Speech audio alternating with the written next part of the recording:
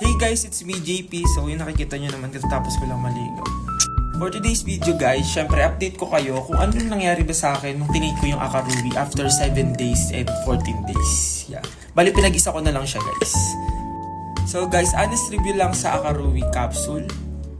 After 7 days na nakainom ako ng Akaruwi capsule, napansin ko lang sa pagtulog ko, maganda, maayos yung tulog ko, nakukompleto ko na, ganun. Isa din sa napansin ko, after shoot ko or pag-uwi ko ng galing taping, hindi ako ganun kahagard. Siguro nadadala nitong, Akaruwi the best. So yun, after 14 days naman, mas lalo akong nag-glow, napansin ko lang para sa akin. Sabi rin ng mga friends ko, yung mga family ko, ganyan. Yun, kaya mapagmamalaki ko talaga tong Akaruwi guys. Promise, sobrang the best. Kaya tingnan nyo.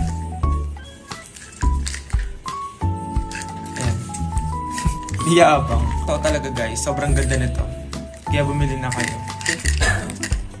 Walang halong fake.